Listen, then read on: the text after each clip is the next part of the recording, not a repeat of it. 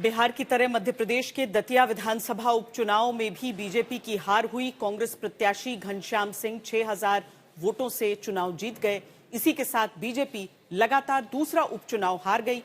दतिया विधानसभा उपचुनाव का नतीजा सिर्फ एक सीट का फैसला नहीं, कांग्रेस ने लगातार दूसरी बार बीजेपी को इस सीट पर हराकर यह साफ संकेत दिया कि दतिया की लड़ाई अब प्रदेश की बड़ी राजनीतिक बहस बन चुकी है। सबसे चौंकाने वाली बात यह रही कि पूर्व गृह मंत्री नरोत्तम मिश्रा के पोलिंग बूथ पर भी बीजेपी पीछे रही।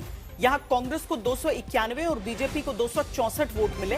मुख्यमंत्री मोहन यादव ने कहा कि कांग्रेस की सीट कांग्रेस के पास रही, हमारे पिछली बार से 1700 वोट ज्यादा है, उन्हें जनता का फैसला मंजूर है। कांग्रेस की सीट कांग्रेस के पास है, यह अलग बात है कि पिछले विधानसभा चुनाव से भी हमने 1700 वोट ज़्यादा पाए हैं। चुनाव में जनतंत्र में हमारे प्रति जनता का विश्वास, बीते विधानसभा चुनाव के बाद 29 की 29 लोकसभा अगर जीती है तो आज़ादी के बाद पहली बार भारतीय जनता पार्टी ने जीती है। लोकसभा के बाद विधानसभा के उपचुनाव में बुधनी की बीजेपी की सीट बुधनी की वापस हमने हमारे पास रखी, बल्कि अमरवाड़ा की कांग्रेस की सीट भी बीजेपी ने जीती।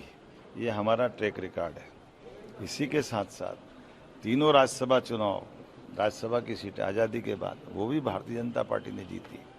लेकिन मैं फिर कहना चाहूँगा कि लोकतंत्र में चुनाव इसी बात के लिए कहते हैं।